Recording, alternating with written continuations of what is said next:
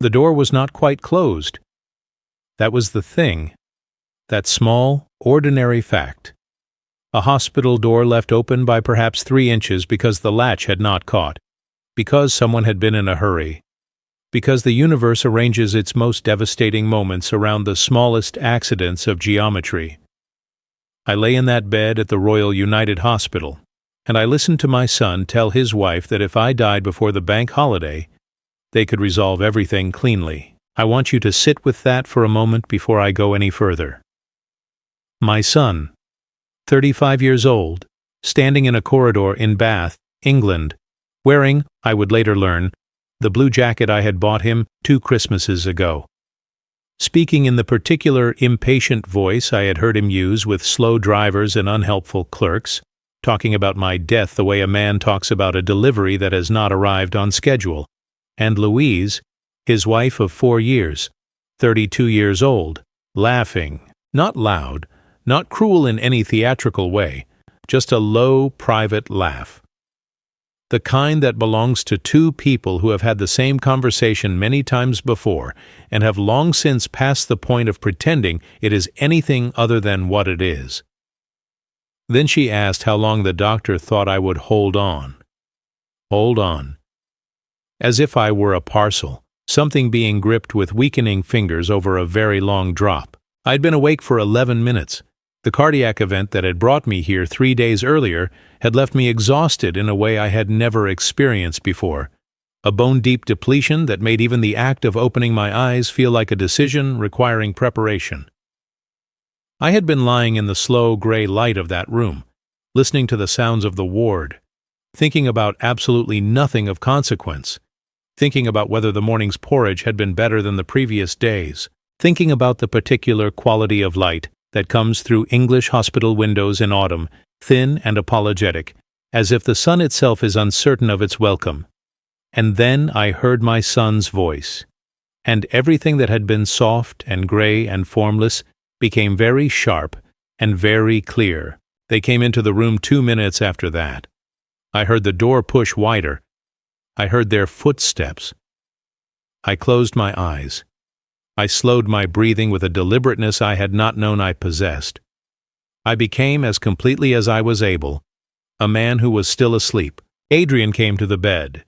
I knew it was Adrian and not Louise because I could smell the specific soap he had used since university, cedar and something sharper underneath, and because his breathing has always had a particular quality, slightly hurried even when he is standing still, as if his body cannot quite keep pace with his mind. He stood over me for a moment. Then I heard a paper rustle. He had picked up the documents from the bedside table, the papers that my doctor, Harriet Collins, had left for me to review. Discharge information, follow-up appointments, medication schedules. He went through them quietly while his wife stood somewhere behind him. He set them back down. He did not touch my hand. He did not say my name. He did not say anything at all. He simply turned and walked back to the door, and Louise followed him, and the door swung mostly shut again, and I lay in the thin autumn light of that room with my eyes closed and understood, with a clarity that felt almost physical in its weight, that my recovery was an inconvenience to my own son. My name is Thomas Whitmore. I am 58 years old. I was born in Bath, which means I was formed by this city the way stone is formed by water, slowly, over a long time, with the result that you cannot entirely separate the man from the place. The streets of this city are in my body, the particular curve of the Royal Crescent, the way the Avon looks in November, the smell of the Roman baths on a warm day in July, ancient and mineral and inexplicably comforting. I know this city the way you know a face you have loved for decades. My wife Eleanor knew it the same way.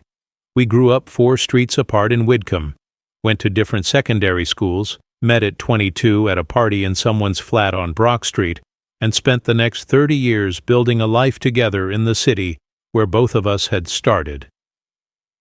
Eleanor died 3 years ago, in October, from a cancer that moved faster than anything the doctors had been able to prepare us for. She was 54 years old.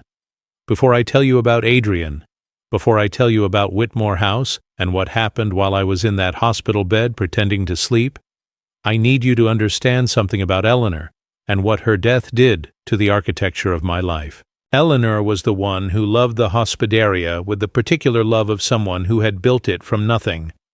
It had been her idea 22 years ago when we were looking at what to do with a building I had inherited from my uncle, a narrow Georgian townhouse sitting a comfortable walk from the great Pulteney Street, and looking at the time rather embarrassed by its own state of disrepair. Eleanor had walked through every room with a notepad and a tape measure and an expression of absolute focused pleasure, and 2 months later she had presented me with a plan for a small, characterful guest house that would honor the building's history while being genuinely comfortable for the people who stayed in it. We called it Whitmore House because it had always been Whitmore's, and because Eleanor said that a place needed a name that was honest about what it was. Over the following 20 years, we built something that we were genuinely proud of. Not large, 8 rooms only, but each one individual, each one furnished with things that had a story, and staffed by people who understood that hospitality is not a service, but a relationship. We had guests who returned every year. We had a woman from Edinburgh who had been staying in room 4 every May for 11 years running, ever since her husband had surprised her with a long weekend for their anniversary, and she had never quite wanted to go back. We had a retired professor from Cambridge who wrote 3 of his books in the small sitting room we kept available to long-stay guests, and who sent us a signed copy of each one, and whose photograph still sits on the shelf behind the reception desk. Eleanor ran the place with a combination of warmth and precision that I have never seen matched. She knew every guest's name by the second morning. She knew who took their tea without milk and who needed an extra blanket and who would benefit from being recommended the walk along the canal rather than the more crowded tourist routes. She made the hospitaria feel, to everyone who stayed there, like the best possible version of a home they had never actually had. When she died, something essential went out of the place. Not immediately visible to guests. Peter Rowe, who had been managing the practical operations for almost 15 years by that point, kept everything running with his characteristic steady competence. The bookings continued. The reviews remained excellent. But I knew, and Peter knew, that the thing which had made Whitmore House specifically itself was no longer there. I threw myself into the administrative work because it gave me somewhere to put the hours. I handled the accounts. I dealt with the suppliers. I managed the online presence with assistance from a young woman named Clara who came in 2 mornings a week and understood the internet in ways I found genuinely impressive. But the grief was always underneath everything, patient and thorough. And as the first year became the second year, I found that the administrative work had become genuinely difficult in ways it had not been before. I was not incompetent. I want to be clear about that. I was tired and sad, and the particular combination of those 2 things was making simple tasks feel heavy in a way they had not felt since the worst weeks immediately after Eleanor died. Adrian noticed this, or he appeared to notice it. He came home for a weekend in the spring of the second year after his mother's death, and he sat with me in the kitchen of the hospitaria and told me that he had been thinking about his future, about whether London was where he truly wanted to be, about whether he might consider being more involved in the family business. I was grateful. I am embarrassed to say how grateful I was, because I wanted to believe that grief had done something useful to my son, that losing his mother had made him reconsider what mattered, that the phone calls, which had grown shorter and less frequent in the year before Eleanor died, had been a young man's distraction rather than a symptom of something more concerning. I showed him the books, I explained the operations, I introduced him to the suppliers and the staff, and to Peter, who received this introduction with the careful politeness of a man reserving his judgment, and I began slowly to hand over the administration of the thing that Eleanor and I had built together over 22 years. If you are still with me here, and I hope you are, I want to ask you something before I continue, because what I just described, that gradual handing over, that opening of the gates to someone I trusted, because I needed to trust someone, that is the part of this story that I think some of you will recognize. Not perhaps in the same form, but that particular vulnerability, that moment when grief or exhaustion makes you reach for help, and you are not quite careful enough about whose hand you are reaching toward. Where are you watching this from tonight? What city? What part of the country? Drop it in the comments below because I genuinely want to know who is out there listening to this. And if it is late where you are, if you are watching this when you perhaps should be sleeping, I understand that better than I can properly explain. Leave a like if any of what I have just said has touched something real. Subscribe to this channel because there is a new story here every day. And stay with me, because I have not yet begun to tell you what Adrian actually did. In the 6 months before I was hospitalized, Adrian had made 17 separate requests for documentation relating to Whitmore House. I know this because I kept a record, not deliberately at first, but because I have always been someone who notes things down, a habit formed over decades of running a business where details matter enormously. And when I reviewed my notes during those long nights in the hospital, I found that the requests had a pattern that I had not seen while I was living through them. The first 3 or 4 had been entirely reasonable. He needed to understand the mortgage situation. He needed to know which suppliers were under contract and for how long. He needed access to the booking software so he could monitor occupancy rates. All of this made complete sense for someone taking on an administrative role. Then came the requests that were slightly less routine. He asked for a copy of the property valuation survey that had been conducted 6 years earlier when we had remortgaged to fund the renovation of rooms 5 and 6. He asked for the original deeds. He asked for the names and contact details of the estate agents we had used when we had briefly considered buying the adjacent property 3 years before Eleanor died. He framed each of these requests in the language of thoroughness. He wanted to understand the full picture. He wanted to be prepared for any eventuality. I gave him what he asked for, because I had decided to trust him and I was determined to do that completely. Then, 3 weeks before the cardiac event, he asked for a broad power of attorney, not for a specific purpose, a general authorization covering financial decisions, property decisions, and what he described as emergency operational requirements. He said he was concerned about what would happen if I were suddenly incapacitated and no authorizations were in place. He said it was just prudence. He said he had spoken to someone in his London office who had recently dealt with a situation where an elderly parent had become ill without adequate arrangements, and the resulting complications had been devastating for the family. I was not elderly. I want to note that. I was 58 years old, which is not elderly. But I was in the 2nd year of grief, and the beginning of what I did not yet know was a developing cardiac condition, and Adrian had used the word family in a way that briefly made me feel that we were still the same family we had been when Eleanor was alive. I signed the document. Margaret Ellison, who had been my solicitor for 16 years, and who I think harbored private reservations about Adrian that she expressed only through very carefully chosen silences, witnessed the signature and filed the paperwork. 41 days later, I was in the Royal United Hospital, and my son was standing over my bed reviewing documents he had no right to be reviewing, and his wife was asking how long the doctor thought I would last. There is a folder that sits on my desk at home now. A blue cardboard folder, slightly battered at the corners because I've handled it a great deal over the past several months.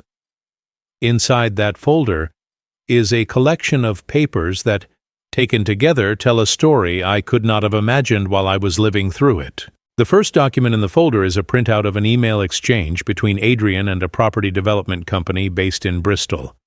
The exchange began 8 months before I was hospitalized. Adrian identified himself in the opening email as the son of the proprietor and the operational manager of Whitmore House, and he described the property as a Georgian townhouse of considerable period character situated in one of the most sought-after locations in Bath, currently operating as a boutique guest house, but with significant potential for conversion to residential use or premium-serviced apartments.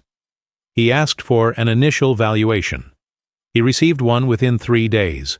The second document is a letter from a firm of accountants in London, addressed to Adrian at our Bath address, confirming receipt of a summary of accounts he had provided and outlining a proposed restructuring of the business finances that would, the letter noted, facilitate a more straightforward transaction process for any potential change of ownership. This letter was dated 1 month before Adrian asked me to sign the power of attorney. I want you to sit with the timing of that. He had already been in contact with buyers, he had already arranged preliminary financial restructuring advice, and then he came to me with a story about prudence and elderly parents and devastating complications, and I signed a document that would have given him the legal authority to do exactly what he was planning to do. I did not know about any of this while it was happening. I want to be honest about that. I did not see it. I was a man who had lost his wife and was tired and was trying to believe that his son had come home because he loved what his family had built. The thing that cracked the surface, before the hospital, before I heard the conversation in the corridor, was Louise and the folder. It was a Tuesday evening in September.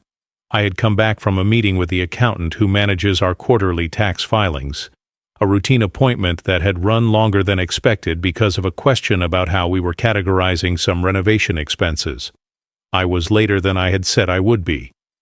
I came in through the back entrance of the hospitaria, through the small office that connects to the main building, and Louise was standing at my desk. She had a folder open in front of her. My personal folder. The one I keep in the right-hand drawer, not locked, because it had never occurred to me that it needed to be. She had her phone out and she was photographing pages. When she heard me come in, she closed the folder very quickly and placed it back in approximately the right position, and smiled at me in the way she always smiled, open and immediate and very slightly too wide, and said she had been looking for a pen and had accidentally opened the wrong drawer. She apologized warmly. She made a small joke about her own absent-mindedness. She left the room within 90 seconds.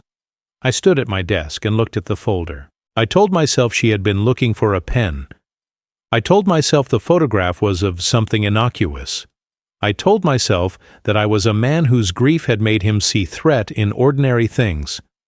I put the folder back. I went to bed. 5 weeks later, I was in the hospital. And then I heard the door that was not quite closed. The folder she had been photographing contained, among other things, my current will. A will in which, at that point, Adrian was the primary beneficiary of everything, including Whitmore House. I need to stop here for just a moment, because my hands are doing something I was not expecting even now, telling this story, which I have told only to the people who needed to know it. Saying this out loud changes something about how it sits in my body. So before I go any further, I want to ask you something. Where are you right now? What city? What part of the country? What part of the world? Drop it in the comments, because I read every one of them.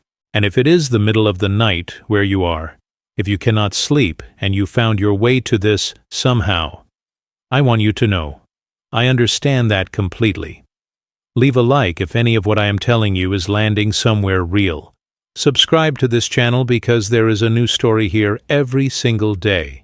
And now, let me tell you about the morning after. The morning after the conversation I was not supposed to hear, Harriet Collins came to my room at 8:30.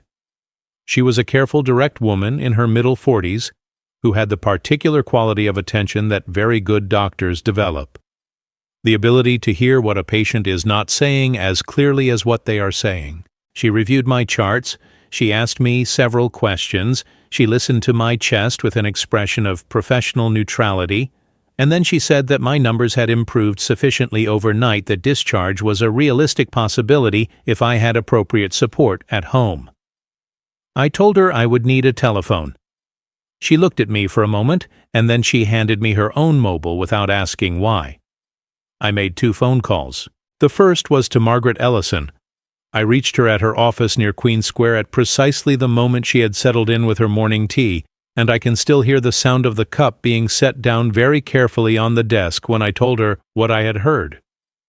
Margaret is not a woman who responds to surprises with anything other than immediate practical focus, which is one of the many reasons I have trusted her for 16 years. She asked me 3 clarifying questions. Then she said she would begin the revocation of the power of attorney within the hour, notify the bank of the change in authorized persons, and contact the land registry to flag the property against any transfer proceedings. She said it in the particular quiet voice she uses when she is already 3 steps ahead of the conversation. The second call was to Peter Rowe. Peter and I have been friends for 29 years. He came to work at Whitmore House when Eleanor and I had been operating for 3 years, and we needed someone to manage the day-to-day practical operations, because Eleanor was expecting Adrian, and we could see that the business was growing faster than the two of us could sustain alone. Peter was 32 at the time, and had spent several years in hotel management in Bristol before returning to Bath, where his family had always been. He had applied for the job with a letter that was the most precisely written document I had received in years, clear and specific, and free of the usual performative enthusiasm that makes recruitment correspondence so exhausting to read. We offered him the position 3 days later. He has been central to Whitmore House ever since. I told Peter that I needed to leave the hospital before my family arrived, and that I needed somewhere to go that Adrian did not know about. Peter asked no questions. He said he would be there. He arrived at the hospital at 10:15.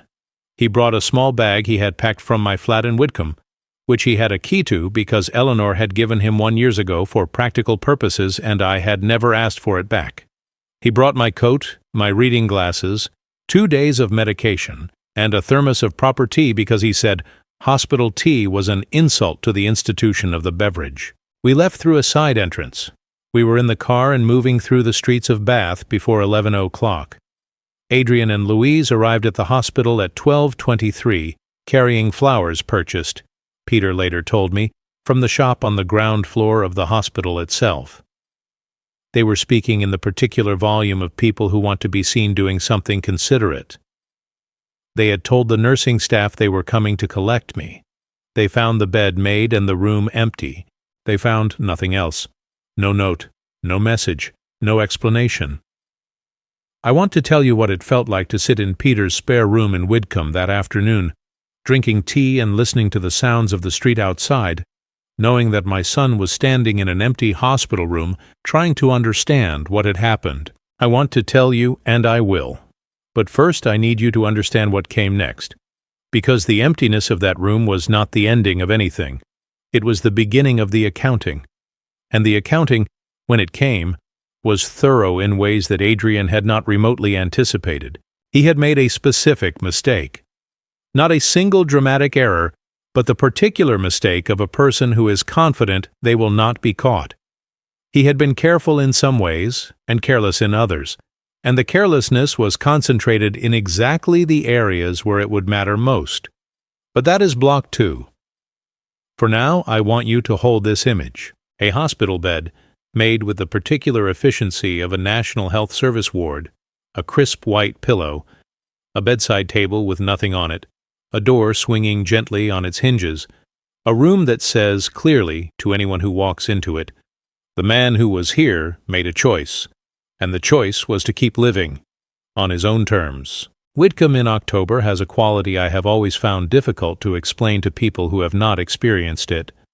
The light comes at an angle that makes the stone of the buildings look as though it is lit from within, warm and amber and slightly unreal, and the leaves of the trees along the canal path are doing what English leaves do at that particular moment of the year, holding on far longer than they have any right to before letting go all at once in a single extravagant surrender. I sat in Peter's kitchen that first afternoon and looked out at the narrow garden and drank my tea and did not speak for a very long time. Peter sat across from me and did not speak either, because Peter has understood for nearly 3 decades that the most useful thing a person can sometimes do is simply be present without filling the silence. This is a rarer quality than most people realize. After perhaps 40 minutes, I told him what I had heard through the hospital door. He listened. He did not interrupt. He did not offer an immediate response. He looked at his tea for a moment, and then he looked at me and he said, "I know." I asked him what he meant. He said he had been watching something for 3 months and had not known how to tell me. This is the part of the story I find most complicated to hold, not the betrayal itself, though that is certainly not simple, but the fact that someone who loved me had seen it and had not been able to find the words. Because I understand why Peter had been silent. He was not certain enough. He had pieces, but not the whole picture. And he also knew that the conversation I most needed to have was one that could not be rushed or half-finished. He had been waiting for the right moment, and the right moment had announced itself with a particular brutality. What Peter had observed over the preceding months was a pattern of behavior around the hospederia that had struck him as inconsistent with genuine management. Adrian came to the property regularly, yes. He had installed himself in the small office with apparent dedication. He attended meetings with suppliers and reviewed the booking schedules and spoke knowledgeably about occupancy projections. But Peter, who had run the practical operations of Whitmore House for the better part of 3 decades, and who therefore had a profound understanding of what the business actually required, had noticed that Adrian's engagement was concentrated almost entirely in areas related to the property's financial value and legal structure rather than its operational health. He had never once asked about the guests. In 30 years of working in hospitality, in countless conversations with owners and managers and investors of every description, Peter had learned that the single most reliable indicator of a person's genuine relationship to a property was whether they asked about the people in it. Good operators ask about the guests, they ask about the regulars, they ask about the difficult room to book, and the supplier whose deliveries have been unreliable, and the staff member who seemed distracted last week. These are the questions of someone who cares about the living thing that is a small hospitality business. Adrian asked about yield per room and comparative market valuations and the depreciation schedule for the kitchen equipment. Peter had also noticed, in the last 6 weeks before my hospitalization, that Adrian was making phone calls from the hospederia office that he consistently ended or stepped away from when Peter came within hearing range. This was not subtle. Adrian was not a naturally subtle person. The phone calls were not about supplier negotiations or booking system upgrades. Peter did not know what they were about, but he knew, with the certainty of a person who has spent decades reading small human signals, that they were not about the running of Whitmore House. And Louise. Peter had noticed Louise. She had begun appearing at the hospederia on days when Adrian was not there. Alone. She would come in through the front entrance with the particular air of someone who belongs somewhere and therefore does not need to explain their presence. She would go to the small office. She would spend between 30 and 90 minutes there. She would leave.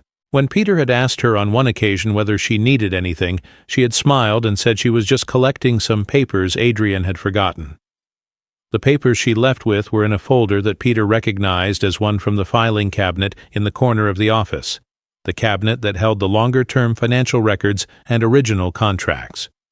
He had checked the cabinet after she left. It had been relocked. He did not have the key for that specific drawer because Adrian had replaced the lock 2 months earlier, explaining that he wanted to implement better document security now that he was handling more sensitive financial information. Peter had not challenged this at the time. He had filed it away. Now, sitting in his kitchen in Whitcomb, he filed it in a different place. I need to tell you about Whitmore House as Eleanor built it, as the place it actually was before any of this began, because I think you need to understand what was at stake before you can properly understand why any of what followed mattered as much as it did. The building is Georgian, which in Bath means it carries with it a kind of formal elegance that is almost unavoidable. It sits on a street that curves slightly in the way Bath streets often do, as though the city itself is not entirely comfortable moving in a straight line, and the facade is the pale limestone that characterizes this part of the country. Warm in sunlight and silver in rain, and always in every light, beautiful in the particular understated way that Bath architecture tends to be. Inside, Eleanor had made it something genuinely itself. The entrance hall has original cornicing that she had spent 3 months researching and 3 weeks restoring. The staircase has a handrail of dark polished wood that she had found in a salvage yard outside Shepton Mallet, and that her father, who had been a carpenter in the very good tradition of craftsmen who understood that quality is a form of respect, had fitted with the precision of someone who took pride in invisible things. Each of the 8 rooms had been given what Eleanor called a character. Not a theme in the costume sense, not the kind of superficial decoration that turns rooms into concepts. A character, meaning a set of objects and colors and textures that belonged together naturally, that told a quiet story about a specific sensibility, that made the person sleeping there feel that they had arrived somewhere that had been thought about, Room 3, which was the smallest room and the one guests sometimes initially requested to avoid, had become everyone's favorite because Eleanor had furnished it with things from her own childhood home in Widcombe, things her mother had kept and her grandmother before that, and the combination of a small Victorian fireplace and a bookshelf of genuinely good old novels and a particular quilt made by her aunt in the 1970s had the effect of making guests feel they had arrived in a place where they were known. Eleanor had been known there herself. She'd grown up with those things. She had lent them to a room so that other people could feel what it was like to be surrounded by the evidence of a life that had been carefully and lovingly lived. That was Whitmore House. That was what Adrian had been quietly negotiating away. The Bristol Property Development Company that had sent Adrian the initial valuation had followed up with a formal expression of interest 4 weeks before my hospitalization. Their letter, which Margaret found in the files Adrian had been maintaining, described the property as an outstanding opportunity for premium residential conversion, noting the exceptional period features, the sought-after location, and what they called the readily achievable uplift in market value following sympathetic but comprehensive refurbishment. Comprehensive refurbishment. I want to stay with those words for a moment, because what they mean, in the language of property development, is the removal of everything that makes a building itself. The cornicing that Eleanor spent 3 months researching, the staircase handrail her father fitted, the fireplace in room 3, the bookshelf of genuinely good old novels, the quilt her aunt made in the 1970s, all of it gone, replaced by the particular anonymous elegance that premium residential conversion produces, beautiful in photographs and entirely without memory. They had offered a figure that I will not specify, but that was significant. Significant enough that Adrian had, according to a subsequent email exchange that Margaret also found, told the Bristol company that he was confident the transaction could proceed without complications from other interested parties. Other interested parties. He meant me. The plan, as Margaret reconstructed it from the documentation, was straightforward in its mechanics, if devastating in its implications.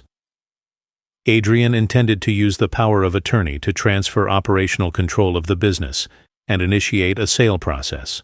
He had arranged for the accounts to be presented in a way that emphasized the operational challenges of a small hospitality business in the current economic environment, which would support a lower initial valuation and make a quick sale appear more financially rational. He had structured the preliminary agreement with the Bristol company in a way that included clauses covering a rapid exchange process if the vendor could demonstrate clear legal authority to act. He had been building this for 8 months, methodically, patiently, and I had been handing him the tools. Let me stop here because this is important, and I do not want to rush past it. The question I have had to sit with, in the months since this happened, is not really about Adrian. It is about myself, about the specific failure of my own seeing, about how a man who built a business over 22 years, who had worked with suppliers and staff and banks and local authorities and all the ordinary complexity of keeping a real thing real, could have missed what was in front of him. The answer, I think, is grief. Not as an excuse, as an explanation. Grief does something specific to the quality of attention. It does not make you less intelligent. It does not impair your practical competence in obvious ways.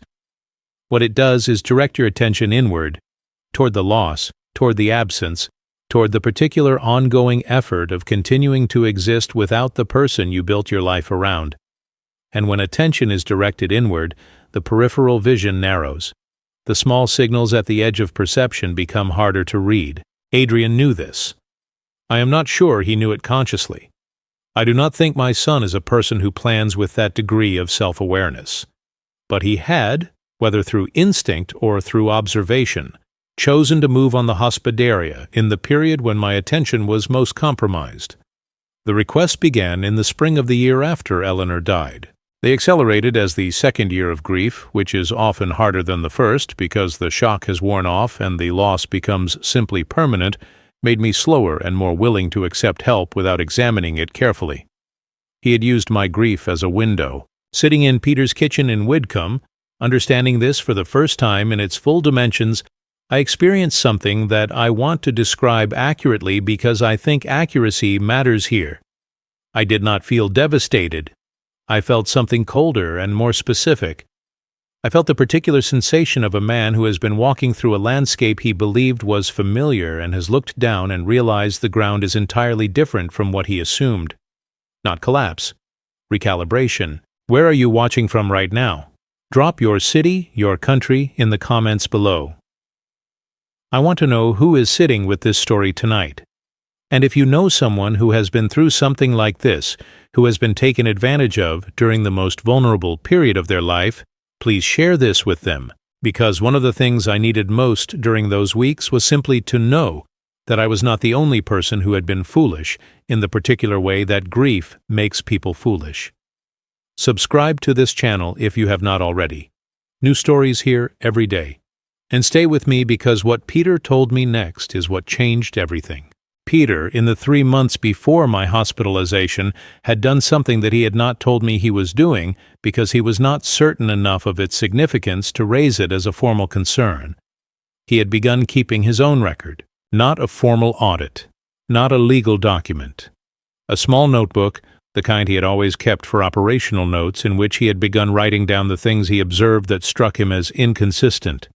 The dates and times of Adrian's unusual phone calls, the occasions on which Louise had visited alone, the specific documents that had been requested and in some cases removed from the files, the changes Adrian had made to the operational systems that, individually, could be explained as routine updates, but that collectively had the effect of concentrating all financial access and reporting in a single set of credentials that only Adrian held.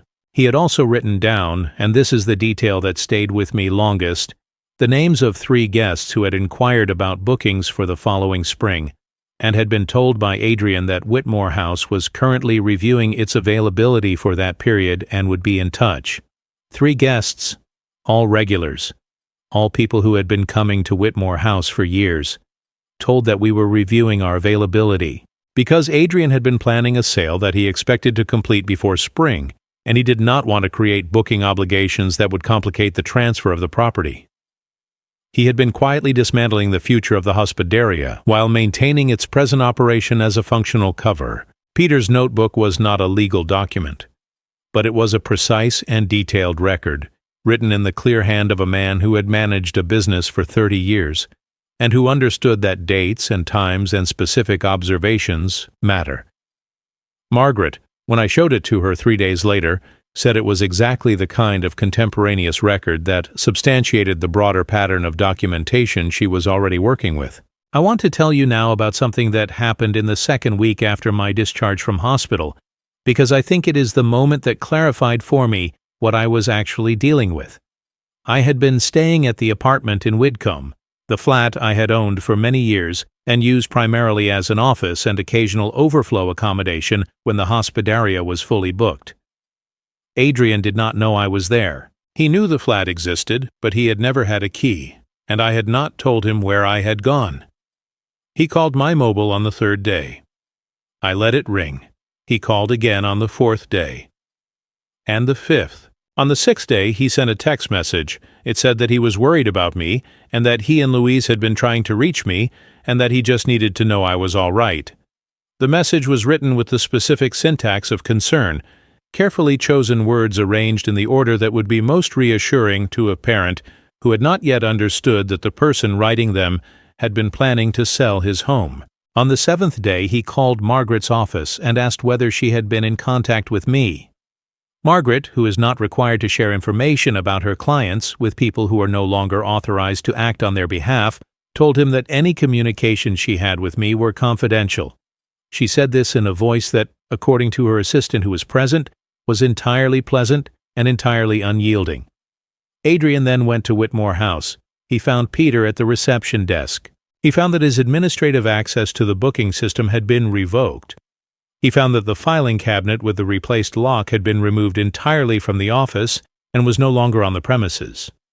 He found that Peter, when asked where the cabinet was, said that the property's owner had made arrangements for the secure storage of those documents and that any further questions should be directed to Margaret Ellison's office. He found when he attempted to use his mobile phone to contact the Bristol Development Company that they had already received a formal communication from Margaret on my behalf, advising them that the power of attorney under which any preliminary discussions had taken place had been revoked and that the property was not available for sale or transfer. He found, and this one took him several hours to discover, that I had also contacted his bank, not his personal bank, the business account that had been set up under the power of attorney arrangement, the account through which he had been routing certain financial arrangements related to the hospidaria's future transaction.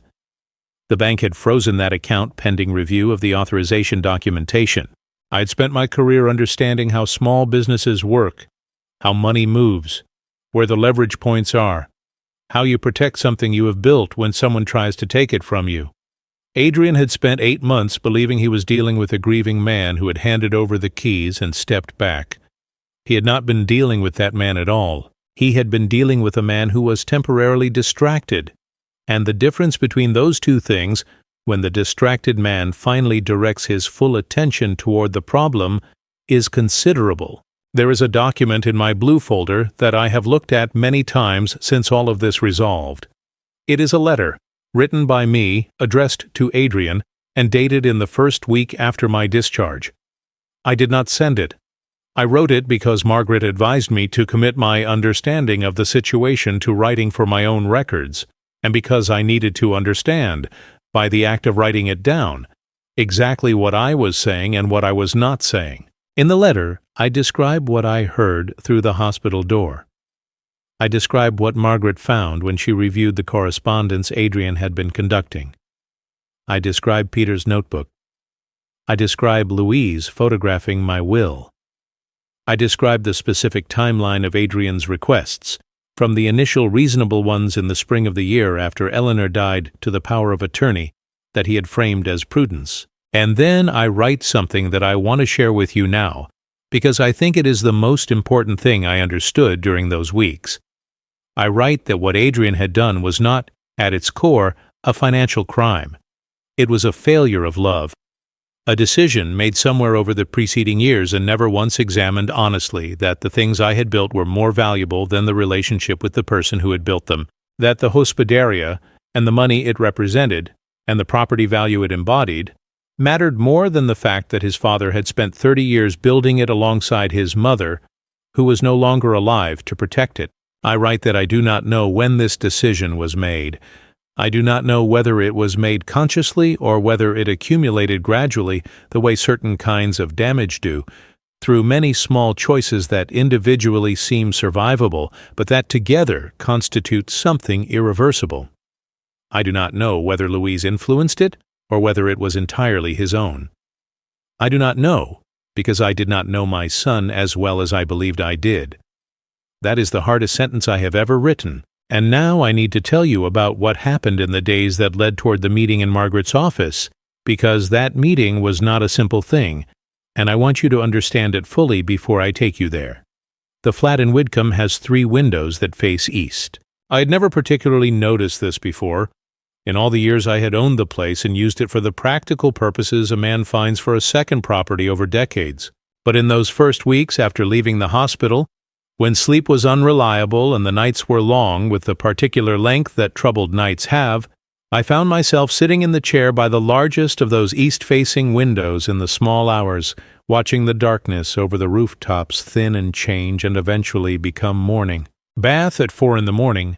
is a city in conversation with itself. The streets are quiet enough that you can hear things you cannot hear in the day. The particular echo of a vehicle on a stone surface several streets away. The sound of the river when the wind is in the right direction. Pigeons establishing their presence on a nearby roofline with the specific commitment of creatures who have never doubted their right to be wherever they are. I found the early mornings useful in a way I had not anticipated. There is a quality of thought available at 4 o'clock that is not available at any other time. The defenses are down. The social self that presents a reasonable face to the world is still sleeping. What remains is the actual mind, unmediated, turning things over with a thoroughness that the busy hours of the day do not permit. I thought about Eleanor. I thought about her with a specific focus that the 3 years since her death had not always allowed. In the first year I had thought about her constantly, but the thinking had been raw and circular, turning always to the same points of loss without being able to move past them. In the second year, the thinking had become quieter and more painful in a different way, the pain of beginning to understand that the rawness was receding and that this recession was not recovery but simply the permanent change that grief makes in a person. In those early mornings in Whitcomb, I thought about her with something closer to conversation. I told her what had happened. Not aloud, or not always aloud, but in the interior way that people who have loved someone for 30 years and lost them continue to think in relation to them. The ongoing internal dialogue that does not stop because the other person is no longer there to respond. I told her about Adrian. I thought about what she would have said. Eleanor had loved Adrian with the particular totality of a mother who has known her child from the first instant of their existence and has spent every year since then trying to understand who they are becoming. She had worried about him in ways she had not always shared with me. She had seen his ambition, which was genuine, and she had seen the way that ambition sometimes separated itself from the question of what it was for. She had talked to me in the last months before she became too ill to talk easily about whether they had done right by him, whether they had given him the things he needed, or whether they had, in some way they could not identify, failed to give him the understanding that what you build matters more than what you own. I did not know in those early morning conversations with Eleanor's memory whether she had seen this coming. I did not know whether she had feared it and kept the fear private because there was nothing to be done about it while she was alive. I did not know very many things that I had once believed I knew. What I did know, with the particular certainty that the quiet hours will sometimes produce, was that I was not going to handle this in a way that Eleanor would have found unrecognizable. She had been the most practically merciful person I had ever known. Merciful not in the sense of sentimentally forgiving every wrong without consequence, but in the sense of understanding that how you respond to a wrong defines you as much as the wrong itself. She would not have wanted me to destroy Adrian. She would have wanted me to be clear, to be honest, to protect what we had built, and to leave a door open that Adrian could choose to walk through or not, according to his own decision. I held on to that in the early mornings. It was not always sufficient. Peter came to the flat most mornings. He would arrive with 2 cups of takeaway coffee from the place on the corner of the high street that he trusted, and we would sit in the kitchen, and he would update me on what was happening at Whitmore House, and I would tell him what Margaret had communicated the previous afternoon. This became, without either of us formally deciding it, the operational structure of those weeks. Peter managing the hospitaria and the ongoing evidence gathering, Margaret managing the legal dimensions, me sitting in the flat with my 3 east-facing windows, thinking clearly in the early hours and making decisions that I communicated through both of them. Adrian, during this period, was attempting several things simultaneously. He was attempting to locate me. He had sent messages through mutual acquaintances, through former colleagues of mine, through the vicar of the church in Whitcomb, where Eleanor's funeral had been held, and where he knew I occasionally attended a weekday service. None of these approaches produced results. The people who knew where I was had been asked to maintain that confidence, and they did so because they are the kind of people who take a confidence seriously. He was attempting to understand the legal situation. He had consulted a solicitor in Bath, a man whose name Margaret knew and whose capabilities she assessed, with characteristic precision, as adequate.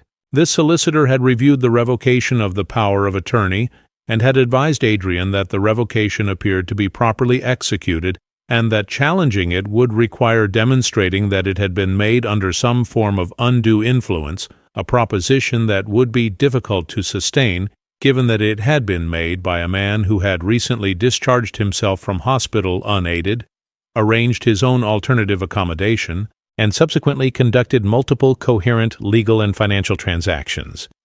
He was also, and this is the detail that Peter reported to me, with the particular expression he uses when conveying information he finds simultaneously troubling and significant, attempting to speak with the staff at Whitmore House about the situation.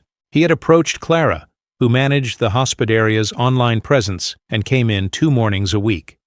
He had told her that there had been a misunderstanding between himself and his father, and that once it was resolved, He would be reassuming his management responsibilities, and he hoped she would continue in her current role. Clara had thanked him politely and immediately telephoned Peter. He had attempted a conversation with the woman who cleaned the rooms each morning, a person he had never once addressed by her correct name in the 18 months he had been involved in the hospidaria's management. She had told him she did not discuss the hospidaria's business arrangements with people other than the owner and had continued folding towels. He had also, and this required a certain audacity that I found myself acknowledging despite everything, telephoned the accountant who handled our quarterly tax filings and asked whether the accounts were in a condition that would support a formal valuation process. The accountant had told him he would need to discuss that question with the proprietor directly. Adrian had said that he was the operational manager. The accountant had said that his understanding was that the operational management arrangements had changed and that without written instruction from the proprietor, he could not share any information. Adrian had ended the call. I want to tell you about a moment that happened approximately 10 days after I left the hospital, because it is the moment that the distance between understanding something intellectually and feeling it in the body finally collapsed. I had been in the flat all morning. Margaret had telephoned at 9:30 to update me on the status of the bank account freeze and to tell me that she had received a letter from Adrian's solicitor requesting information about the grounds for the power of attorney revocation. She had replied in the measured but entirely immovable way that characterizes her professional correspondence. The letter from his solicitor was 2 pages long. Her reply was 4 sentences. After the call, I made tea and sat at the kitchen table with the blue folder. I had been reading through the documents in the folder methodically over the previous days, not looking for new information, but trying to establish the complete chronology, to understand not just what had been done, but when and in what sequence, and what each step had required in terms of planning and patience and the sustained maintenance of a performance. I found a detail I had not noticed in my earlier readings. In the email exchange between Adrian and the Bristol Development Company, the very first email, the one in which he introduced himself and described the property and asked for an initial valuation, there was a line I had read before, but had not fully absorbed. He wrote that the current operator was elderly and in declining health, and that the family expected to be in a position to make decisions about the property's future within the next 12 to 18 months. He had written this 8 months before I was hospitalized, which meant he had written it when I was 57 years old and in what had been, to all appearances, reasonable health, when my cardiac condition was undiagnosed, when the only thing that was measurably wrong with me was that I was grieving my wife and managing a business on reduced energy. He had not described his father as someone who was suffering from temporary difficulty and who might appreciate some assistance. He had described me as elderly and in declining health because that description served the narrative he was constructing for the buyers. It made the sale seem more inevitable. It made me seem more peripheral. It made the transfer of authority seem less like an act of appropriation and more like the natural conclusion of a situation that was already resolving itself in one direction. I sat at the kitchen table with that email in my hand for quite a long time. I'm going to be honest with you here. More honest than I have been in some of the earlier sections of this account, because I think honesty at this particular point is what the story requires. I came very close, in that moment, to losing the particular composure I had been maintaining since the morning I left the hospital. Not to anger, precisely. Not to the visible external expression that the word anger usually suggests, but to something underneath anger. Something older and heavier and more dangerous, the feeling of being seen as less than you are by someone who should have known better than anyone exactly what you are.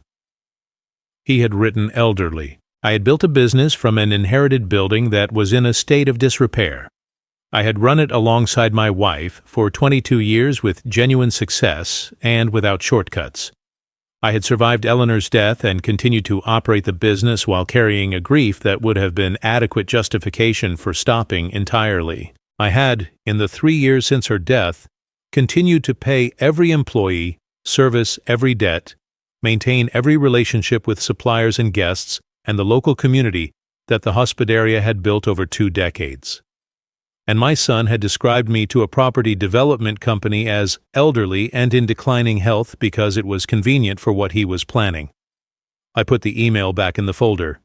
I closed the folder. I went to the east-facing window and I stood there for several minutes looking at the rooftops of Widcombe and the particular shade of pale gold that the October afternoon light was making of the stone.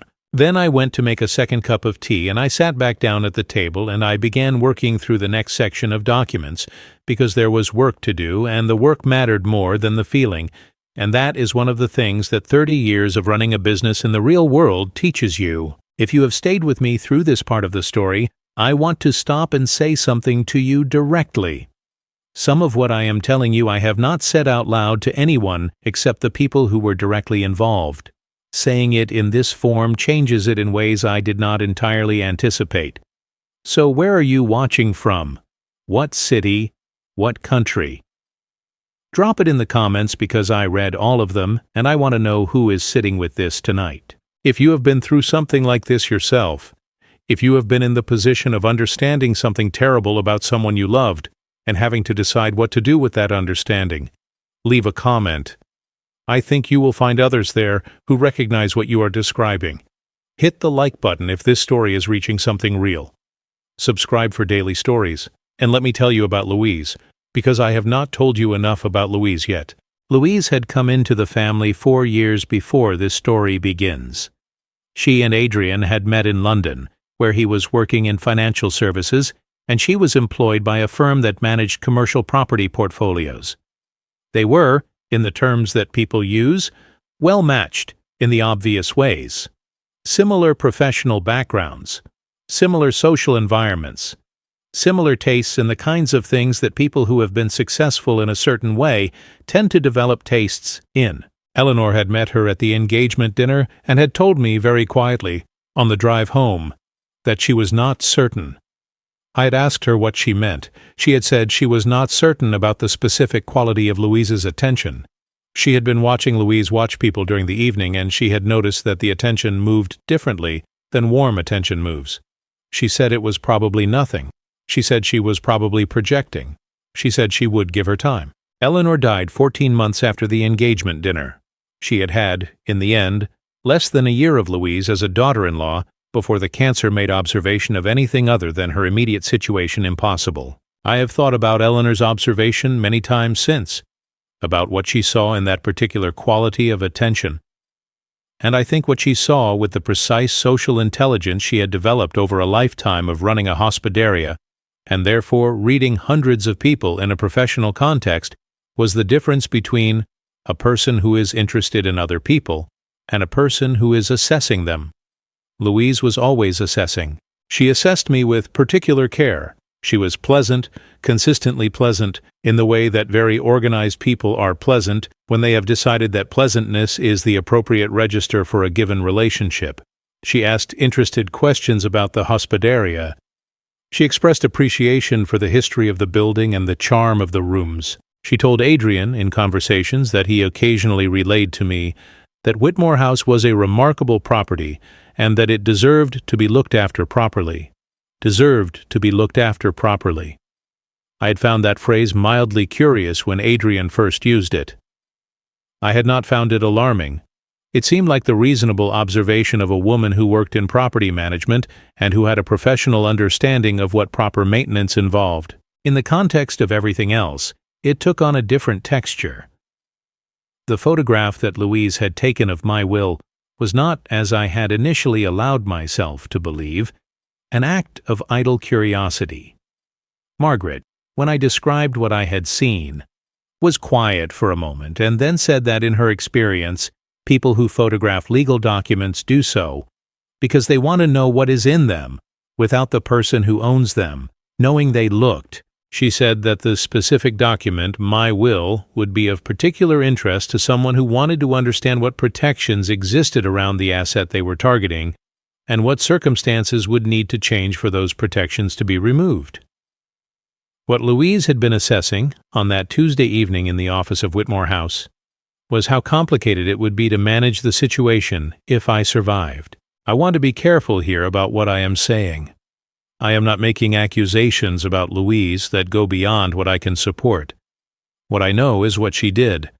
I know she photographed a private legal document without my permission or knowledge. I know she was present for the conversation in the hospital corridor. I know that she had, in the 18 months of Adrian's involvement with the hospederia, been a consistent presence at the property on occasions when her presence was not required by any legitimate purpose. And I know that when the situation resolved, in the manner I will describe, her response was of a particular kind that told me something about the degree of her involvement. But I am getting ahead of myself. There is something I have not told you yet about the weeks between leaving the hospital and the meeting in Margaret's office, something that happened in the 3rd week, that I need to tell you because it is the moment when the weight of everything I was carrying came closest to becoming more than I could manage. Peter had come to the flat at his usual time with his usual coffee. He had given me the operational update.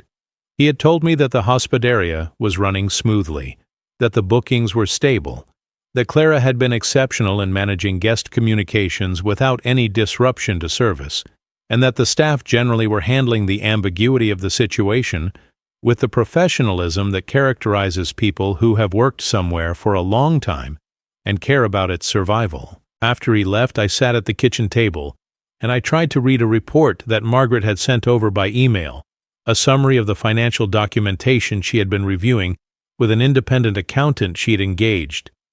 The report was detailed and clear, and I understood every line of it.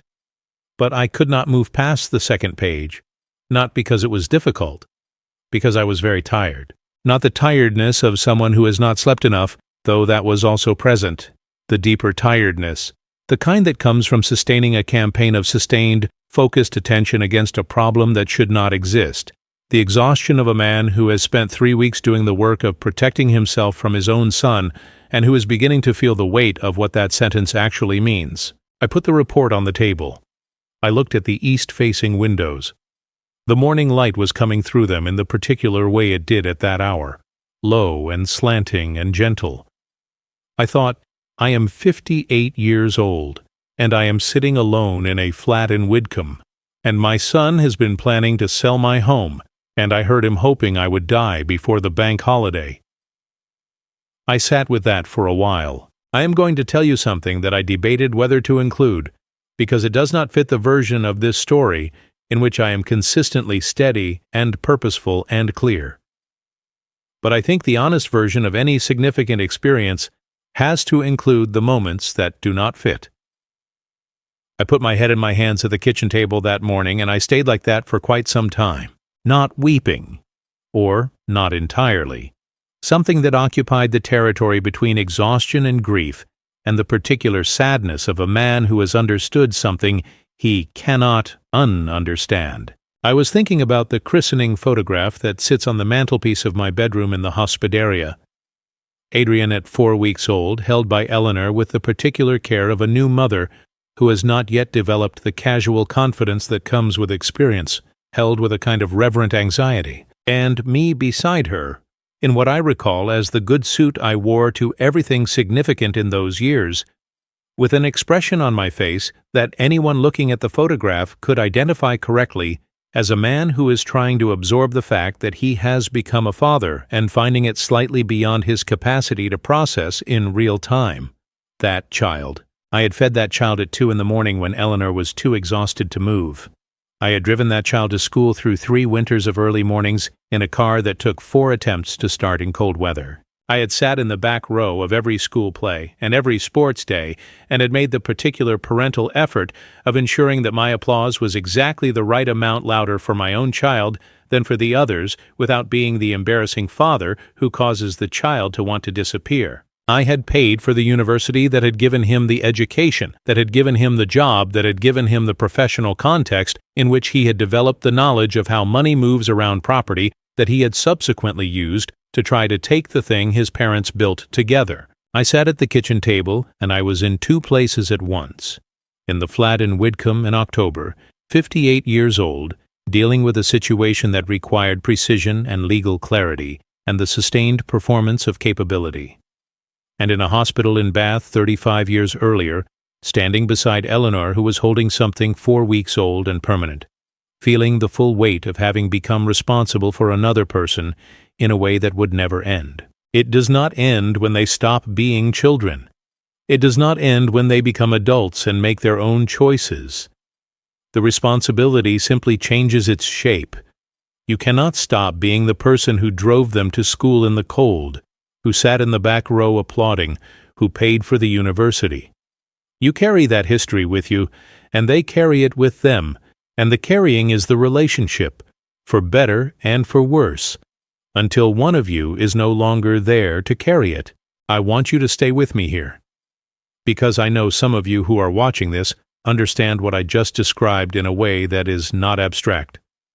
Where are you tonight? What city? What country? I want to know. Drop it in the comments below. And if you have a parent or a child and this story is making you think about that relationship in some way, leave a comment and tell me what it is. Hit the like button if what I am saying is reaching something in you. Subscribe to this channel because there is a new story every single day, and some of them might matter to you in ways you do not expect. Now let me tell you what happened when I stood back up from that kitchen table, because what happened next is the part that changed everything. I went to the window. I stood there looking at the rooftops of Whitcomb for a long time, and then I thought about Eleanor, not the general thought of her that I carry always, a specific thought, a specific memory of a specific afternoon, approximately 15 years earlier, when the hospitaria had been going through a very difficult period. A supplier had failed to deliver for 3 consecutive weeks, and we had had to source replacement arrangements at short notice and at significant additional cost. And a member of staff we had trusted had left unexpectedly and taken, we subsequently discovered, several months' worth of supplier contact information that they had intended to use in a competing enterprise, and the accountant had delivered quarterly results that were considerably worse than projected, and I had come home to the flat above the hospitaria in the evening, the flat that Eleanor and I lived in before Adrian left for university, and we moved into a larger space, and I'd sat down at the kitchen table there and looked as I imagine I looked that October morning in Whitcomb. Eleanor had come in. She had set a cup of tea in front of me, the particular strong tea she made when she believed someone needed strength in a practical form, and she had sat across from me and looked at me steadily and said, "The things that matter are still there. The problems are in front of them, not instead of them. You go through the problems. You do not go around them." Then she had opened the accounts ledger, and they had worked through it together until they knew exactly what needed to be done. I thought about that afternoon.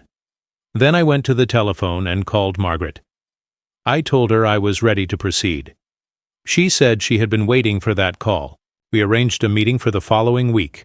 Margaret, myself, and an independent forensic accountant she had engaged, who had spent 3 days reviewing the financial documentation and had prepared a report that she described as comprehensive and, in her particular vocabulary of precision, not encouraging for Adrian's position. I also, and this required a specific decision that I want to be clear about, arranged for Peter to contact Adrian through a third party and inform him that a meeting had been scheduled and that his attendance was required. Not requested. Required. I want to stop here for a moment before I take you into the final stages, because this is the point in the story where I need to say something directly to anyone who is watching this and who is in a situation with any resemblance to what I have described. If you are being taken advantage of by someone you trusted, if you are being dismissed or managed or underestimated by someone who is using your vulnerability as access, I want to say this very clearly. The composure you need is not the absence of feeling. It is the decision to put the feeling somewhere safe and do the work that the situation requires. You are allowed to be devastated. You are allowed to sit at a kitchen table with your head in your hands. And then you stand up and you call your Margaret and you say you are ready to proceed. That is not strength in the dramatic sense. It is just the ordinary stubbornness of someone who has decided that what matters is more important than what hurts. Where are you watching from? What is your city? What is your country? Drop it below. If this story has moved you today, leave a like. Subscribe for daily stories. And now let me take you to Queen Square, because what happened in that meeting room is what the entire preceding 3 weeks had been building toward. Margaret Ellison's office is on a quiet street near Queen Square in Bath, on the first floor of a Georgian terrace that has been home to various professional practices for longer than anyone currently working in the building can precisely verify. The front door is painted a very dark green. The reception area smells of old carpet and the particular warm paper smell that belongs to offices where physical documents are still treated as the primary currency of significant decisions. I had been in that office dozens of times over 16 years, for the conveyancing of the hospitalia's original mortgage, for the legal work around the renovation of rooms 5 and 6, for the drafting of Eleanor's will, and then, with a weight that made the walk up those stairs one of the most difficult journeys I had made in a long time, for the drafting of my own will in the year after Eleanor died. I arrived at 9:30 on a Wednesday morning in the last week of October. The autumn outside was doing the particular thing that Bath autumns do when they are being generous. The plane trees along the square were still holding most of their leaves, yellow and amber, and a shade of brown that was almost copper, and the light through those leaves was the specific gold that belongs only to the end of October in a city built of pale stone. If you had been walking through Queen Square that morning on your way to somewhere else, you would have found it beautiful in a way that made the city feel like a gift. I had walked from Widcombe, 25 minutes along the canal path and then up through the streets toward the center. I had done this walk dozens of times over decades, in every weather and every season, and I knew every variation of it by heart. That morning I walked it slowly, not because I was tired, though the months had not been easy on my body, but because I wanted to arrive having been outside, having been in the city that had formed me, having been in the particular autumn light that belongs to this place. I was not performing composure for anyone. Margaret had seen me in every state available to a human being over 16 years and was not susceptible to performance, but the walk was useful. It is easier to be clear when you have been outside. Peter arrived at the office at 9:45. He had come directly from Whitmore House, where he had opened up for the morning, and briefed Clara on the day's bookings. He was wearing his good jacket, the one he keeps for occasions that require it, and he had, characteristically, brought a paper bag with 2 pastries from the bakery on Milsom Street, because he said that meetings of this kind should at least begin with something decent to eat. We waited in the reception area. At 10 o'clock exactly, which I noted because punctuality was the quality Adrian and I had most consistently shared, and the note was therefore not without a complicated edge, the front door opened. Adrian came in first. He was wearing a suit I did not recognize, dark gray and formal, in a way that suggested he had chosen it deliberately. His face had the particular set of someone who has prepared themselves for a difficult situation by deciding in advance on the expression they intend to maintain. He looked, I thought, older than the last time I had seen him clearly, which was at the dinner we had shared in Bath 6 weeks before my hospitalization, a dinner during which he had been easy and warm, and had talked about the hospitalia's future with an enthusiasm I had found reassuring. Louise was not with him. I had expected this. His solicitor's letter had confirmed that only Adrian would be attending, which told me something about how the legal advice had been framed. His solicitor had presumably told him that Louise's presence would complicate his position. It was accurate advice. He saw me in the reception area. Something crossed his face that I will describe as accurately as I am able. It was not guilt, or not primarily guilt. It was something more complicated, closer to the expression of a person who has constructed an explanation for their own actions and has been living inside that explanation comfortably, and who has just been reminded, by the physical fact of the other person's presence, that explanations are not the same thing as truth. He said my name. I said good morning. Margaret came out of her office then, which was the arrangement we had agreed, and invited us both in. She shook Adrian's hand with the particular professional warmth that she maintains in all professional contexts regardless of her private assessment of the person receiving it, and she closed the door. The office has a long table. Margaret sat at one end with the forensic accountant, a precise and very quiet man in his 50s named Gareth, who had spent 3 days with the documents and who, I would observe over the following 2 hours, had the ability to make numbers tell a story with a clarity that left absolutely no interpretive ambiguity. I sat on one side. Adrian sat on the other, alone, which was the situation his solicitor had advised and which was, I think, exactly the right situation for what needed to happen. Margaret opened the meeting in her customary way. Clear, exact, without preamble. She stated the purpose of the meeting, to discuss the documentation that had been reviewed in connection with the administration of Whitmore House during the preceding 10 months and to determine what actions would follow from that review. Adrian said that he understood the meeting had been called because of a misunderstanding about the scope of his management role and that he was looking forward to the opportunity to clarify the situation. Margaret looked at him for a moment. Then she said that they would begin with the documents. Gareth placed a series of papers on the table in the precise order he had arranged them. He did not speak dramatically. He spoke in the measured tone of someone who has been asked to explain what a set of numbers means, and who intends to do exactly that. He began with the correspondence between Adrian and the Bristol Development Company. He placed the first email, the one in which Adrian had described his father as elderly and in declining health, on the table between them. He read the relevant passage aloud. He then placed the subsequent correspondence in chronological order and described what it showed. A sustained engagement over 8 months with a property buyer, conducted by someone representing himself as having the authority to negotiate on behalf of the property's owner in the absence of any such authority. At the time the negotiations began, Adrian said that he had been exploring options. He said that exploring options on behalf of a family business was a normal part of an advisory role. He said that he had not committed to anything. Gareth placed the next document on the table.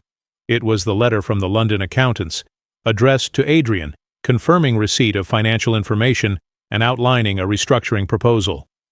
Gareth noted the date, 1 month before Adrian had requested the power of attorney from me. He noted, without emphasis but with absolute clarity, that the restructuring proposal described in the letter was specifically designed to facilitate a change of ownership of Whitmore House, and that this proposal had been commissioned by Adrian before he had any legal authority to act in relation to the property's ownership or financial structure. Adrian said that he had been getting preliminary advice. He said that anyone in a management role would seek to understand the options available to the business. Margaret placed the next document on the table. This one was Peter's notebook. Peter, who was sitting against the wall behind me, not at the table, had given me the notebook on the understanding that I would use it exactly as needed. Margaret had reviewed it with Gareth, and they had extracted the specific entries that were directly relevant to the documented pattern. She placed 5 pages of typed transcription on the table, cross-referenced to the original notebook entries. She went through them methodically. The dates of the unusual phone calls, the occasions on which Louise had visited alone, the specific documents that had been removed from the files, the changes made to the operational systems, the booking inquiries from regular guests that had been told the hospitaria was reviewing its availability, cross-referenced with the period during which Adrian was expecting the sale to be concluded. The room was very quiet. Adrian said that Peter had misinterpreted operational decisions that had entirely legitimate explanations. Margaret said that she would like to hear those explanations in relation to each specific item, beginning with the first. He did not provide explanations for each specific item. I want to tell you something about being in that room. I want to tell you because I think it is important to be honest about what the experience of a moment like this actually is, rather than what it perhaps should be in the satisfying version of the story. It was not satisfying, or not primarily, not in the way that satisfaction is usually felt, as something warm and completing. What it was, primarily, was sad. I hired Clara full-time. She had been coming in 2 mornings a week to manage the online presence, and she was, as I had always known, far better at that work than I had given her full scope to demonstrate. She is 26 years old, and she has the specific practical intelligence of someone who understands both the technical requirements of running a hospitality business in the current environment and the human requirements that have always been at the center of what Whitmore House is. She and Peter have developed a working relationship that would have delighted Eleanor, founded on mutual respect and the occasional gentle disagreement that both of them are honest enough to have and sensible enough to resolve. I went back into the rooms. all 8 of them. I spent a week going through them with the same attention Eleanor had given them when she first furnished them, not to change what she had made, but to ensure it was still what it had been. Some things needed refreshing. Room 6 had a lamp that had developed a fault. The bathroom in Room 2 had a particular tile that had been poorly regrouted at some point and needed proper attention. The curtains in Room 5, which Eleanor had chosen from a fabric merchant in Bradford-on-Avon, had faded slightly in the years since they were hung, and I sourced replacements from the same merchant, who was still operating and who remembered Eleanor with the particular warmth that people who encountered her briefly often maintained for years afterward. I called the 3 guests who had been told we were reviewing our availability, and I told them we were not. I told them we would be delighted to receive their bookings for the spring. 2 of them had already made alternative arrangements, which I understood and which I told them I hoped would serve them well. The 3rd, a woman from Edinburgh who has been coming every May for 11 years and staying in Room 4, said, "Oh, good. I was trying to think of somewhere else, and I simply could not manage it." I booked her for the 2nd week of May. Before I tell you the last thing I want to tell you, I need to stop and say something directly to whoever is still with me here. I've been talking for a long time.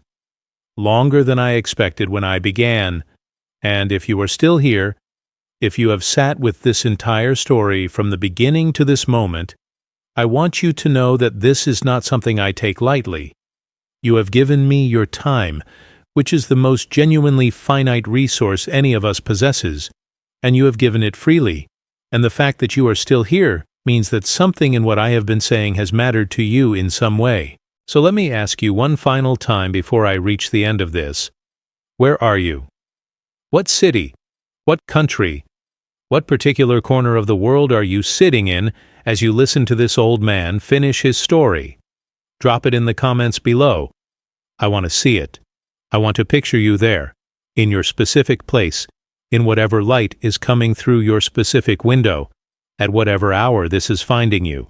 And if this story has moved you in any direction, if it has touched something in your own life or reminded you of something you needed to be reminded of, leave me a like. It matters more than the numbers suggest. Subscribe to this channel if you have not already done so, because there is a new story here every day, and some of them will surprise you in ways you do not expect. And if you know someone who needs to hear this particular story, please share it with them.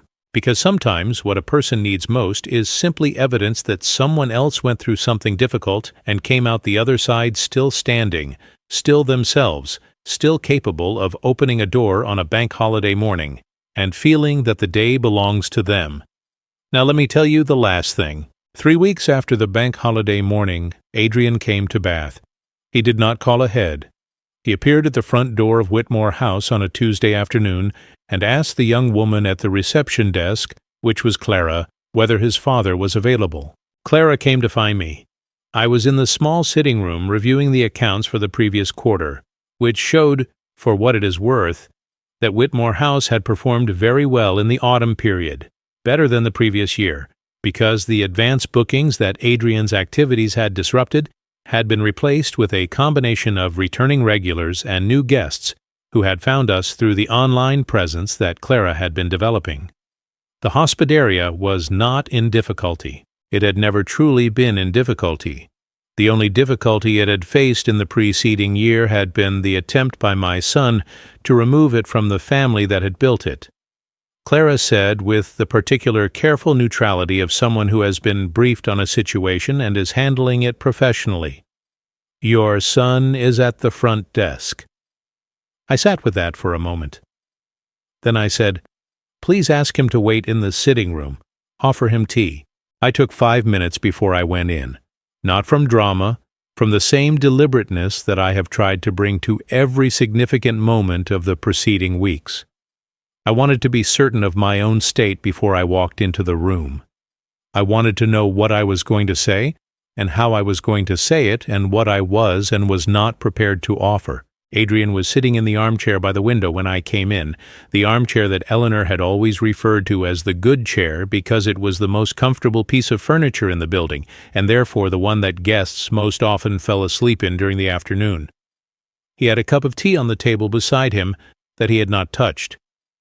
He looked, if I am honest, worse than I had expected, not dramatically diminished, but tired in a specific way that I recognized, the tiredness of a person who has been living in a sustained anxiety and who has not been sleeping well. He stood up when I came in. I gestured for him to sit back down. I sat in the chair across from him. Neither of us spoke for a moment. Then he said, "I don't know how to begin this." I said, "Then take your time." He looked at his tea. He looked at his hands. He looked at the window, which was showing the street outside and the particular afternoon light that makes Bath look like a painting of itself. He said, "I heard what you said, in Margaret's office, about the conversation in the hospital." I waited. He said, "I want to tell you that it was not," and then he stopped. He was quiet for a moment. Then he said, "I was going to say it was not as simple as it sounded, but I'm not sure that's honest." I said, "Then don't say it." He looked at me for the first time properly.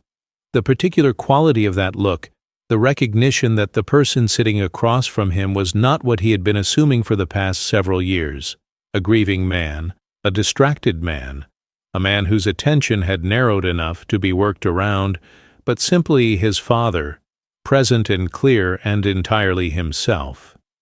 That look is something I will carry for a long time. He said, "I am sorry, Dad." I sat with that. I want to tell you what I felt in that moment because I think it is the most honest thing I can offer you. I did not feel the relief that I had perhaps expected to feel. I did not feel the anger surface. I felt something quieter and in some ways harder than either of those things. I felt the specific grief of a father who is looking at his son and seeing, clearly and without the distortions of hope or anger, someone who is capable of more than they have recently demonstrated and who has caused real damage through the failure to inhabit that capability. I said, "I know you are. I know you." I said, "And I want to tell you something that I mean completely. There is a version of what you wanted that was entirely possible. You could have come to me. You could have told me you were in financial difficulty. You could have told me that Louise and you were under pressure and that you needed help. I would have helped you. I would have found a way to help you that did not involve dismantling everything your mother built. There were options that required nothing more than honesty." He said nothing. I said, "The thing that is not available now is the automatic assumption that everything here will eventually come to you, because that assumption is what allowed you to do what you did. You were waiting for an inheritance and you decided to access it ahead of schedule. And the reason you were able to tell yourself that was acceptable is because you had stopped thinking of this place as something living, as something your mother gave her life to, as something that has guests who come back every year and staff who have worked here for decades, and a history that belongs to this city as much as it belongs to our family." He was quiet. I said, "You can rebuild this, not the legal situation. That is resolved and it will not change. But the relationship, you can rebuild it, not by asking for things, by demonstrating over time through specific choices and honest behavior that you are the person I raised rather than the person who stood in the corridor of the Royal United Hospital asking how long the doctor thought I would last." He looked at his tea. He said, "I don't know if Louise and I are going to make it through this." I said, "That is between the two of you." He said, "She didn't know all of it. I want you to know that." I said, "I know she didn't." Margaret's review made that reasonably clear, but she knew enough, and she made choices with what she knew, and that is something she will have to address in her own time. He nodded. We sat together for a while longer without speaking. The afternoon light moved across the floor of the sitting room in the way that light moves in rooms with high ceilings and south-facing windows, slowly and with a kind of deliberate warmth. Somewhere in the building I could hear the sounds of the hospitaria going about its business. A door. Footsteps on the stair. Clara's voice, somewhere near reception, saying something polite and efficient to someone I could not hear. Before Adrian left, I said one more thing. I said, "Your mother would have wanted you to come back from this. She would not have wanted you to disappear into the guilt and become smaller because of it. She would have wanted you to stand up straight and do better, I want that too. It will take time, but it is available to you if you choose it. He left through the front door. I watched him walk down the street through the window of the sitting room, his hands in his pockets, his head down, moving in the direction of the taxi rank on the other side of the square. I sat in the room for a while after he had gone. Then I went back to reviewing the accounts. Now I want to speak to you directly. Not as a narrator finishing a story. As a person who has been through something real and who has arrived on the other side of it, with some things to say that I believe matter beyond the specifics of what happened to me. The first thing is this. If you are someone who has handed trust to another person and that trust has been abused, I want you to hear something clearly. The abuse of your trust does not mean your trust was foolish. It does not mean you were naive or weak or insufficiently guarded. It means the person you trusted made a choice that was not worthy of what you offered them. Those are two entirely separate things, and keeping them separate is important because conflating them leads to a particular kind of bitterness that is corrosive in ways that ultimately do more damage to the person carrying it than to anyone else. Trust is not a mistake. Misplaced trust is painful. But the alternative, the decision to trust no one, to close the gates and maintain a permanent defensive posture against the possibility of being hurt again, that alternative costs more than it protects. It costs you Peter. It costs you Margaret. It costs you the woman from Edinburgh who comes back every May because she found somewhere that felt like being known. It costs you everything that is actually worth having in a life, which is to say the connections between people that are built on the willingness to be genuinely present with one another. The second thing is this. Your instincts are real. They are not paranoia. They are not the confused impressions of a person whose grief or age or exhaustion has compromised their judgment. The particular quality of knowledge that accumulates over decades of living is not impairment. It is information. When something does not sit right with you, when a small detail does not match the larger picture, when a person's behavior in private is subtly inconsistent with their behavior in public, pay attention to that. You are not imagining it. You are reading something that is actually there. And the reading is the result of everything you have learned in every year you have been paying attention to the world. The third thing is this. If you are in the position I was in, if you have discovered that someone you love and trusted has been working against you, and you are trying to decide what to do, let me tell you what I found to be true. You do not need to be dramatic. You do not need to announce anything. You do not need to have a confrontation before you are ready. What you need is to secure the situation first.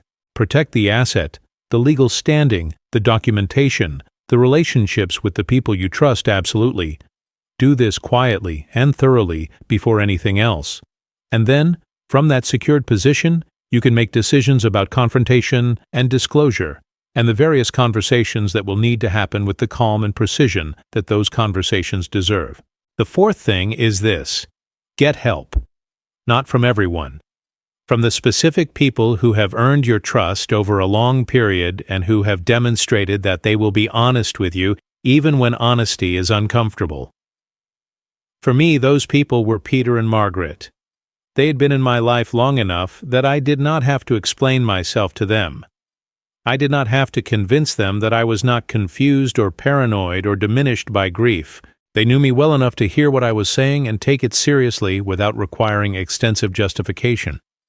If you have people like that in your life, lean on them without embarrassment. That is what those relationships are for. The fifth thing is this, and it is perhaps the most important. The things you have built, the life you have assembled over decades of work and choice and love and loss, those things are worth protecting. Not because of their monetary value, though that matters in practical terms, but because they are the physical and relational evidence of who you are. A home that has been lived in well is not merely property. A business built with attention and care is not merely a revenue stream. A relationship cultivated over 30 years is not merely a social arrangement. These things carry the weight of what a person has been and who they have become. And allowing them to be taken or destroyed by someone who does not understand their value is not humility or generosity. It is the abandonment of something that belongs, in a real sense, to everyone who contributed to it, including the people who are no longer here to speak for themselves. Eleanor contributed to Whitmore House for 22 years. Her contributions are in the walls. They are in the furniture and the choice of colors and the quality of attention that the place still offers its guests. They are in Peter, who learned what genuine hospitality means in large part by watching her practice it. They are in the woman from Edinburgh who comes back every May, and in the retired professor who sent us signed copies of 3 books, and in every guest who has come through the front door and felt, perhaps without knowing exactly why, that they had arrived somewhere that genuinely expected them. Selling Whitmore House would not only have been a betrayal of me, it would have been a betrayal of Eleanor, who is not here to object, and it would have been a betrayal of everyone who loved the place and was not asked whether they wanted it sold. I stood for all of them on the morning I made those 2 phone calls from Harriet Collins Mobile. I stand for them still. Every morning I come through the front door of the place that Eleanor built and that I intend to protect for as long as I am able. I want to say one more thing before I close. About age. About what it means to be 58 years old in a world that has developed some very specific and largely unhelpful ideas about what 58 means. I was treated, during the period I have been describing, as though my age were a vulnerability. As though the decades I had lived were making me progressively less capable of understanding my own situation. As though the grief that came from losing the person I had spent 30 years with was evidence of a general decline rather than the entirely appropriate response of a person who has lost something irreplaceable. This is, in my experience, a form of contempt dressed in the language of concern, and it is worth naming it clearly because naming it is the first step toward refusing it. My age is not my limitation. My age is the source of everything that enabled me to do what I did. Every year of running a business, every negotiation, every relationship built over decades, every crisis navigated and lesson incorporated, every morning of paying attention and every evening of sitting with what the day had produced and understanding it more clearly for the sitting, all of that was available to me when I needed it. All of that was in the room when I made those phone calls. All of that was in the blue folder when Margaret opened it. All of that was in my hands and my voice and my absolute clarity about what needed to happen. Adrian thought he was dealing with a diminished man. He was dealing with a man who had had 30 years to learn things he had not yet had the time to learn, and who had kept paying attention throughout. The years are not your enemy. They are your most thorough education. Do not allow anyone, whatever their relationship to you, whatever their apparent concern for your well-being, to persuade you otherwise. And now, before I give you the final word of this story, I want to ask you one last thing. Leave me a comment with a single word, just one word. The word is standing. That is the word I want you to leave. If you truly listen to everything I have told you, you will understand without any further explanation why I chose that word. It is the word that sits at the center of everything that happened. It is the word that names what I did and what Eleanor taught me, and what Whitmore House is, and what I hope, in some small way, this story has offered to whoever needed it tonight. Just that. Standing. Leave it in the comments below. Subscribe to this channel if you have not yet done so. There is a new story here every single day. Stories about people who held on when letting go would have been easier. Stories about love and betrayal and the complicated human business of trying to live with integrity in circumstances that do not always cooperate. Stories told by people who have been through real things and who believe, as I believe, that the telling matters. Leave a like if this story earned it. Share it with someone who needs it. Drop your city in the comments because I want to know where in the world this reached. And from Bath, England, from a man standing in the doorway of a building his wife built, and that he intends to keep standing for as long as he is able, from this particular morning with its particular light and its particular smell of limestone and autumn leaves and the ancient thermal waters running beneath everything. Thank you. Thank you for the time you gave me. Take care of the people you love. Take care of the things you have built.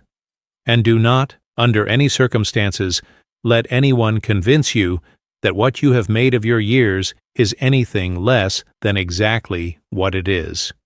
Good night.